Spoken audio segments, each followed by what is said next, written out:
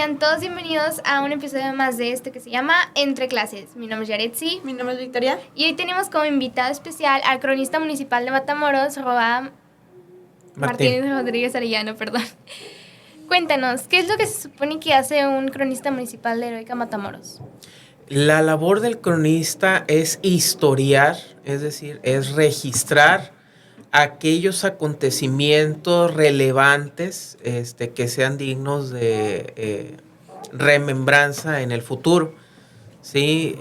Ante todo, el trabajo de un cronista es de elegir, ¿sí?, qué eventos se conservan para su estudio posterior y que sean relevantes para la ciudad y cuáles no. Porque es pues prácticamente imposible registrar absolutamente todo lo que pasa en una ciudad día con día.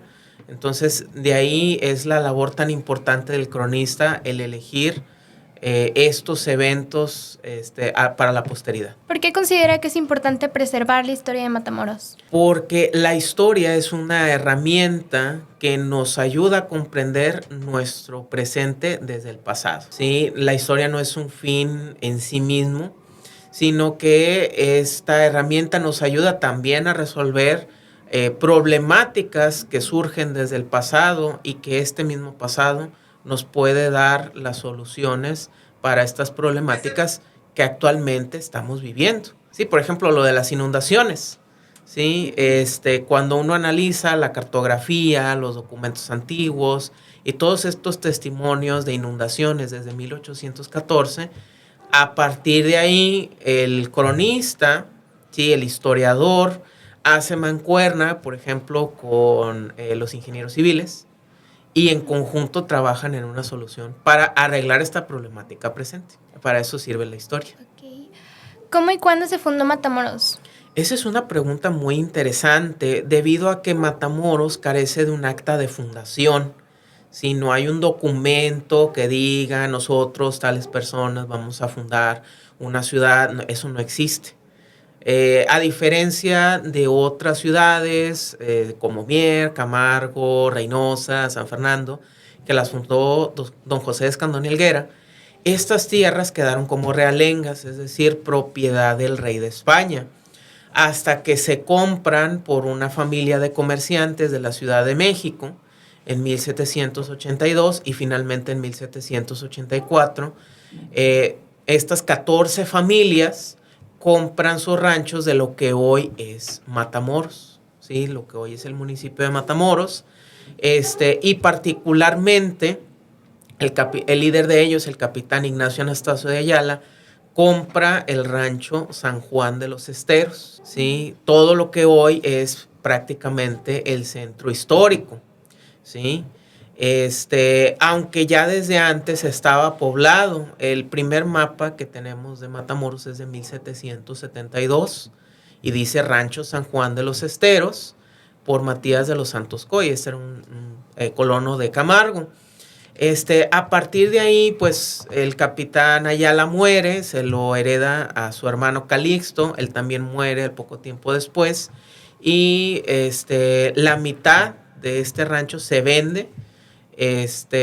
Otro se lo queda a la familia García, y la otra mitad se queda en posesión de los parientes políticos de capitán Ayala, y comienzan a llegar las gentes sin pensarlo, sin proponérselo, y surge la Congregación del Refugio. En 1826 esta congregación se eleva a Villa de Matamoros, y estas tierras se le expropian a estas familias, al Lorenzo de la Garza y a los parientes del capitán Ayala, y ellos inician un juicio para que les den una indemnización. Entonces, es una historia algo complicada, porque esto era un predio particular, una ranchería que pasa a ser una villa. Entonces, lo más cercano que tenemos a un acta de fundación es el expediente de 1784 que tenemos en el Archivo Histórico Municipal, y que son las escrituras de compraventa de estos ranchos. ¿Se sabe quiénes fueron los primeros habitantes de esta región? Sí, bueno, el más antiguo fue Matías de los Santos Coy. Después está la familia Cisneros. Ellos dicen que tienen mucho tiempo viviendo en la Rinconada de la Caja Pinta, era un rancho que está casi casi llegando a la playa, lo que es el ejido La Bartolina, todo eso, pero estamos hablando de porciones de tierra muy grandes, los Chapa, por el Chapeño, el Solís por el Soliseño, el Garceño por los García, el Pereño por los Pérez. Se tiene esa costumbre de ponerle eño a estos ranchos. ¿Ven? El Galaneño por Manuel Galán, etcétera, ¿no? Ahí vienen los nombres de estas 14 familias fundadoras. ¿Matamoros en algún momento tuvo algún conflicto con otra región? Con otra región propiamente de México, no. En un inicio había mucho problema con los indios de las praderías, que les llamaban en aquel entonces, que eran los apaches y comanches. El ataque más fuerte sucedió en 1817, a tal punto que la única población que ayudó militarmente al refugio fue la Hacienda La Sauteña, donde hoy es Río Bravo, Tamaulipas. A partir de ahí pues tendrían problemas con filibusteros, algunos casos de bandolerismo, pues enfrentó las invasiones estadounidense y la imperialista mexicana en 1864, y pues los conflictos civiles propios a mitad del siglo XIX. Antes, ¿cómo eran las calles, las ciudades, una vida diaria para los habitantes de esta región? Bueno, pues hubo varios momentos. En un inicio, en la época colonial, esto era una congregación de rancheros muy característica del Nuevo Santander a finales del siglo XVIII. Pero en las primeras 2 décadas del siglo XIX, en 1820, esto hace un giro de 180 grados, porque se abre el puerto al comercio extranjero y prácticamente en 15 años esto pasa de ser una ranchería a ser una ciudad cosmopolita, lleno de tiendas, de ultramarinos, de viceconsulados europeos, el consulado americano, todos esos jacalitos de lodo con techo de palmita desaparecen en un abrir y cerrar de ojos y comienzan a surgir todos estos edificios de ladrillo que todavía existen. Vienen maestros albañiles de Nueva Orleans, o sea, Matamoros sufre una transformación total y completamente radical. Personas hablando inglés, francés, italiano, portugués, holandés, medicinas traídas de Londres, de París, pianos de cola, o sea, mil cosas, o sea, se transforma en un lapso extremadamente rápido, ¿no? Entonces, las calles siempre fueron de tierra hasta hace 100 años, porque aquí no hay piedra para tener las calles empedradas. Una vez lo intentaron, pero no funcionó. Las banquetas tenían corazón de mezquite, adoquines de corazón de mezquite, pero siempre se hacía un lodazal. Entonces, aquí no vamos a encontrar edificaciones coloniales, porque no había ni piedra ni madera para construir. Solo hay un ejemplo de una casa de piedra, que es la que está cruzando el puente de la Avenida de las Américas. Ese es el único ejemplo de una casa de piedra con rajuela. ¿Cuál era algún rasgo distintivo que hacía Matamoros ser Matamoros? 2 elementos por las cuales le llaman la Atenas de Tamaulipas. Lo que sería el equivalente a la universidad, que fue el Instituto Literario y Científico San Juan, que es el edificio donde hoy está el Colegio San Juan Siglo XXI, ¿sí? Y que se funda el 15 de septiembre de 1858 por el licenciado y general Juan José de la Garza. A finales del siglo XIX le cambian a Instituto Literario y Científico Juan José de la Garza. Y el otro elemento es el Teatro de la Reforma, ¿sí? Construido en 1865, se convierte en uno de los principales teatros del noreste de México, al estilo de las óperas parisinas. Entonces estos dos elementos hacen que Matamoros sea visto como este faro de educación, de cultura y de ciencia.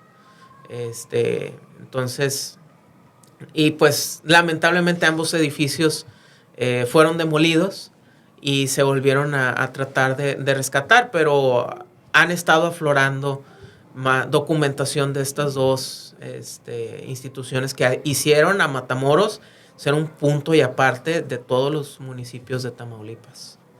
¿Hay algún lugar histórico que haya tenido un papel importante y que actualmente sigue preservando, perdón? Bueno, aparte de estos dos, yo mencionaría la Casa Iturria, que está frente al Teatro de la Reforma. La Casa Cross. Hay otra casa que también está ahí sobre la Basolo, que está enfrente de la Iturria, que es la Casa Ampudia. La van a reconocer inmediatamente porque tiene un frontón griego, ¿sí? Con su ojo de buey y los capiteles, así, todo griego. Ahí vivió Pedro de Ampudia, el último alférez bajo las órdenes del último virrey de la Nueva España, don Juan O'Donojú. El señor ahí vivió. Y pues catedral, y el Palacio de la Presidencia. O sea, no como tal, el palacio fue destruido en 1957, pero todo lo que ahí sucedió fue de extrema importancia. ¿Existe alguna anécdota o leyenda que se relacione con estos edificios? Sí, por ejemplo, en 1915, y a lo mejor esto es poco conocido, tuvimos la visita de Venustiano Carranza en el año más violento de la Revolución Mexicana. Y también en Texas la situación estaba muy tensa con el Plan de San Diego, ¿no? Entonces ahí como que estos tejanos mexicanos querían hacer esta rebelión ahí en Texas, en Estados Unidos, para recuperar estos antiguos territorios mexicanos y estaban obteniendo apoyo de los militares mexicanos de acá de Matamoros. Entonces Venustiano Carranza visita la ciudad y él en un discurso que da en la aduana, en la Morelos, dice que México se mantiene neutral ante los conflictos internacionales y en la autodeterminación de los pueblos. Es decir, México no interviene en los asuntos internos de otros países, que al final se convierte en la doctrina Carranza y que ha dictado nuestra política de relaciones internacionales durante el último siglo. Y eso se dio aquí en Matamoros, ¿sí? Entonces, o sea, es algo extremadamente importante y que ha mantenido a México fuera de todas las guerras desde la Segunda Guerra Mundial, que fue la última vez que México participó en un conflicto. Y Carranza definió esa política aquí en Matamoros, lo cual es extremadamente importante. Digo, tan solo para hacer una de muchas anotaciones. Hace un momento mencionabas que había un rancho llamado San Juan de los Esteros. Uh-huh. ¿Ese nombre viene de alguna leyenda, personaje? Bueno, el dato más antiguo que tenemos es que Alonso de León el Mozo, que él era un explorador y conquistador y considerado el primer cronista del Nuevo Reino de León. A él lo mandan a una expedición a encontrar el fuerte de San Luis que pusieron los franceses en Texas, lo que hoy es Corpus Christi. Entonces, en su paso a Texas para encontrar este fuerte, pasa por este estero muy grande, donde hoy es el Olímpico, el consulado y todo eso, y el 12 de abril de 1686 le nombra paraje de San Juan de los Esteros. Ese nombre se queda hasta 1748, 49, cuando viene Escandón a colonizar el Nuevo Santander. Escandón pasa por aquí, dice que no se puede fundar una ciudad, pero Matías de los Santos Coy se queda y funda el rancho San Juan de los Esteros. Y aparece este mapa, que es el San Juan de los Esteros, ¿sí? San Juan, por el día de San Juan, el del 24 de junio, y de los esteros, por estos múltiples esteros que había, todo esto del Olímpico hasta la Primera y Morelos, y luego el otro, el estero Cuarteles, que era toda la calle Pedernal, hasta la primera, y que se conectaba ahí en la Morelos. El estero de la 3, acá el famoso laguito. Y había otro, donde ahorita es la preparatoria Juan José de la Garza, que se llamaba el Estero Seco. Y las lagunetas, que nosotros malamente llamamos, donde está Soriana Laguneta, no es laguneta, es el estero de San Pablo, o sea, sí tiene nombre. Entonces, por estos dos elementos se le puso San Juan de los Esteros. ¿Podría explicar brevemente qué es un estero? Un estero es un cuerpo de agua, una resaca, una laguna, que es un escurrimiento de un río. Por ejemplo, y esto tiene una función, que ríos tan caudalosos como el río Bravo no se inunden, no se desborden hasta cierto punto. Allá en Brownsville sí lo entendieron y sí respetaron estas resacas. Nosotros no, desgraciadamente quisimos ganarle a la naturaleza y cometimos el error de enterrar estos esteros, pero el agua sigue ahí y construir arriba de estos rellenos. Entonces, es por eso que Matamoros se inunda mucho más fácil que Brownsville. ¿No se han fijado en eso? Que Brownsville es mucho más difícil que se inunde. Bueno, es porque ellos sí respetaron esta función natural de las resacas y nosotros no. Pero es un error que se cometió hace 50 años. ¿Cuál diría que es el dato más interesante que se tiene de Matamoros, Tamaulipas? Es difícil escoger uno, pero yo diría, escogiendo así uno muy en particular, Matamoros fue uno de los principales fuentes de ingreso para el Segundo Imperio Mexicano. Sí. De hecho, cuando los liberales capturan Matamoros, el general Tomás Mejía dijo en junio de 1866 que se ha perdido Matamoros, se acabó el imperio. Y como así fue, al año siguiente, pues lo fusilan a él junto con Miramón y el mismo emperador, ¿sí? Porque con todos estos ingresos de la aduana y del puerto de Bagdad, se sostenía la guerra contra el régimen republicano. Entonces, en el momento en que se pierde Matamoros, se acabó el imperio. ¿Hay una relación con Matamoros y Río Bravo que hagan que pues, Matamoros sea una ciudad importante en el norte de México? Bueno, Río Bravo comienza como una estación del ferrocarril, la estación del Ébano, cuando comienza a construirse el tren de vía angosta en 1884. Después se le llama Estación Colombres y después Congregación Río Bravo, pero ellos son más dependientes de Reynosa. ¿Sí? La comunicación con Matamoros pues no era jurisdicción de nosotros. Y ya hasta 1963 se crea el municipio de Río Bravo, pero ahí el especialista es mi colega José María García. Él es el que sabe mejor todo la historia de Río Bravo, es el cronista de ella. ¿Nos podría decir más o menos cómo era la vida cotidiana de Matamoros hace 200 años? Sí, hace 200 años una de las principales actividades de los colonos era correr las mesteñas, que les llamaban. Esto es capturar caballos salvajes en el Valle de Texas para amansarlos y después venderlos. La gran mayoría de los colonos, cuando uno lee los documentos coloniales, ellos no tenían dinero en metálico. Ellos tenían su dinero en animales. ¿Sí? Por eso cuando hacen sus declaraciones y pagar la contribución a las armas del rey durante la independencia, ellos declaran que tienen cabezas de ganado y cosas así, pero todos viven en chocitas muy humildes, porque su riqueza estaba en los animales. Ahora, con un pequeño comercial, precisamente esto yo lo ilustro en una novela histórica que se llama Ignacio de la Garza, El Buscón de Sueños, que voy a presentar este próximo sábado,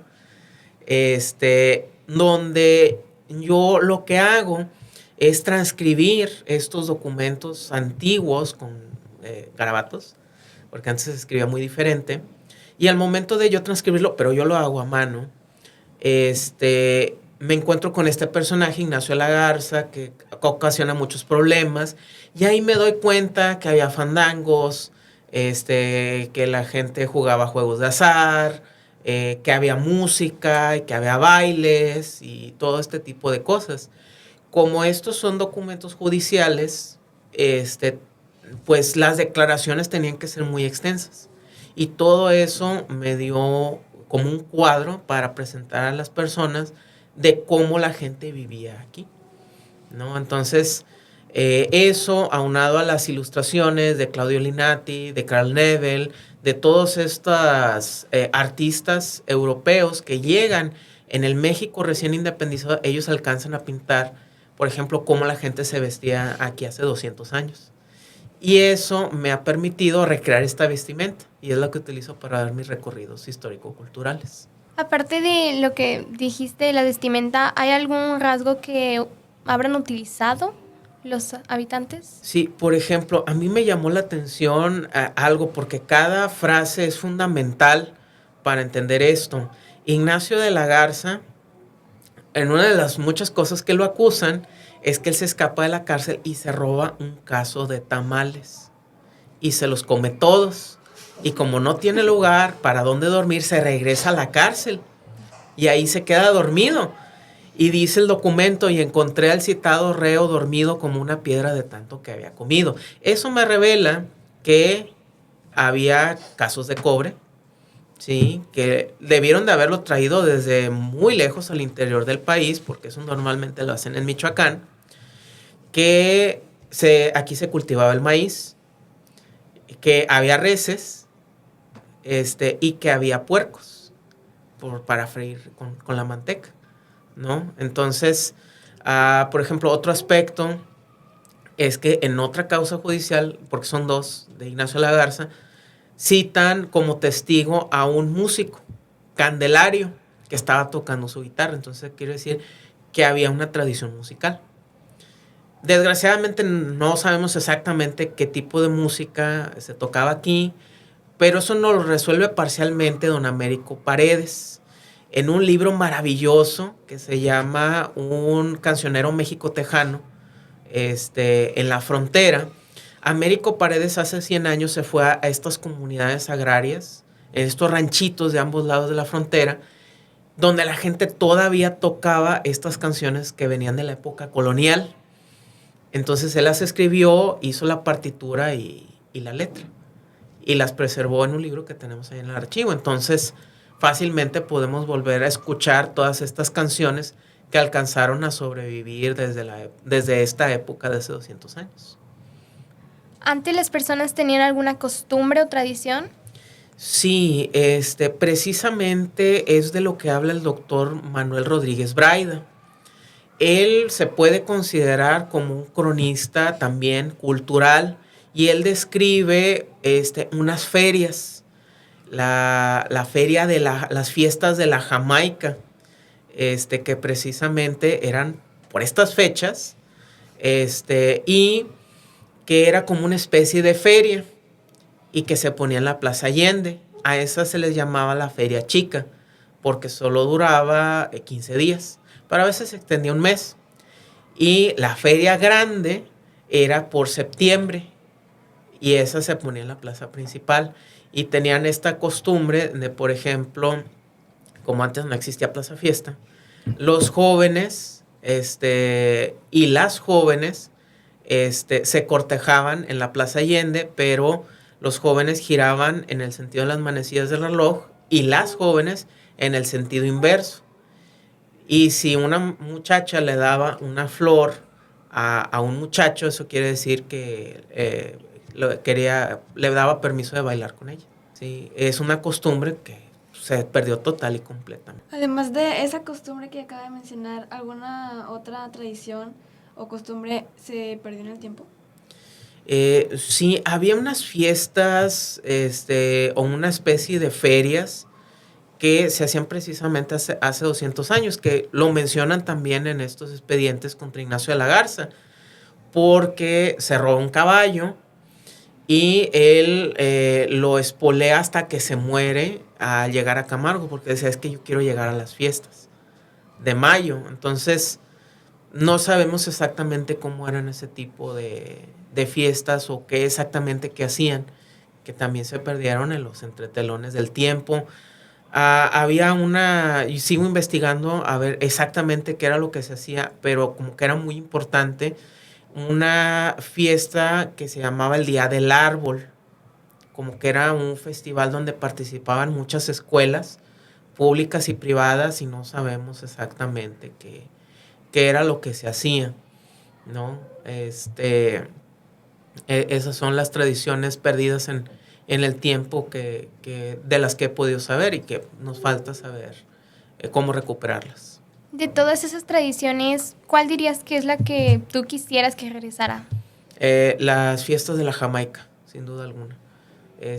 Porque esas sí las describe muy bien el doctor Braida porque él las vivió. ¿Sí? Él nació en 1897, entonces él describe que todavía cuando él era niño entre 1904, 1906, él se acuerda cómo se llenaban de puestos, de feria y los juegos que se hacían, y la convivencia que había, la música, o sea, estaría bien que regresara a eso. Sobre las costumbres, tradiciones y relatos, ¿nos podría decir uno que no sea tan conocido pero que le guste personalmente? Sí, a mí me gusta mucho cómo era el comercio en la época de la intervención francesa, y viene mucho en los anuncios de los periódicos de la época. Afortunadamente en el archivo hay muchísimos ejemplos de periódicos de los 1860s. Y viene un anuncio del ancestro del doctor Braida, que era la Botica Vieja, y dice: sus dependientes hablan inglés, francés, español y alemán para atenderle a todas horas del día y de la noche. O sea, aquí los dependientes de las tiendas y de las boticas tenían que ser políglotas para poder atender a la clientela, ¿sí? Otra cosa que es poco conocida y que ahorita me acuerdo es que en 1867 ya había funciones de circo. Mientras estaban fusilando a Maximiliano, se estaba presentando aquí un circo. Y dice, precios acostumbrados, o sea que ya desde hace tiempo ya había circo. Hasta donde pude investigar, ese como coliseo que le llamaban, estaba en la 15 y Morelos, donde ahorita es el Hospital Gidal, que se consideraba prácticamente las afueras del pueblo en aquel entonces. ¿Hay algún lugar que usted recomendaría que siga aquí en Matamoros para que la gente vaya y conozca más de la historia? Pues el mejor lugar para conocer la historia de Matamoros es sin duda el Archivo Histórico Municipal, que está dentro del Museo Casamata, que es ahí donde tenemos todos los expedientes y los periódicos de la ciudad, los de mayor circulación. Nosotros ya terminamos de digitalizar todos los expedientes desde 1784 al 2003, y los periódicos, algunos ya también están digitalizados. Entonces, si quieren conocer la historia, ese es el mejor lugar para hacer sus investigaciones. No ChatGPT, no nada de eso, porque desgraciadamente hasta ahorita la historia de Matamoros no está en internet. Entonces es mejor que vayan ahí directamente conmigo al archivo para que puedan conocer más de esto a detalle. Ahorita que menciona ChatGPT, ¿cree que las nuevas tecnologías están ayudando a preservar la historia? Sí, la tecnología es una herramienta fundamental para conservar la historia. Por ejemplo, la digitalización nos ha permitido hacer que estos documentos, algunos ya están muy frágiles, ya no se pueden hojear, ya no se pueden tocar. Entonces se ha digitalizado para que se pueda preservar para siempre, ¿sí? Por ejemplo, a mí me gusta usar ChatGPT no para investigar, sino para ilustrar, porque a veces en contextos tan específicos como el que estoy hablando ahorita del San Juan de los Esteros hace 200 años, no hay imágenes de eso. Entonces lo que yo hago es que a ChatGPT le doy imágenes de referencia. Mira, quiero esta imagen, y después le digo, quiero que hagas esto y esto y esto y esto y esto. en este estilo, en este color, y me ha resultado muy bien porque, por ejemplo, hice una lámina como de estos diarios de viaje de principios del siglo XIX, como el de Claudio Linati, pero de un barrio del puerto de Veracruz, que le dicen La Huaca. Y me lo hizo tan bien, en un estilo que la verdad sí parece original, que el cronista del puerto me dijo, oye, ¿de dónde sacaste eso? Yo quiero la referencia. Pero le digo, no, es creado por ChatGPT. Entonces, estas herramientas nos ayudan a difundir y preservar la historia. ¿Qué papel pueden tener los jóvenes para preservar la historia? El conocerla, el difundirla, en investigarla, invitarlos a que se sumen a este esfuerzo para que aprendan a amar a Matamoros. Y para finalizar, ¿tiene algún mensaje que le gustaría dar a los estudiantes del colegio? Pues que nos vengan a visitar, que nos vengan a ver, para que conozcan la historia de Matamoros y se sientan muy orgullosos de vivir en esta ciudad, y que sepan todo lo que significa, todo lo que representa, para así amar aún más a nuestra ciudad.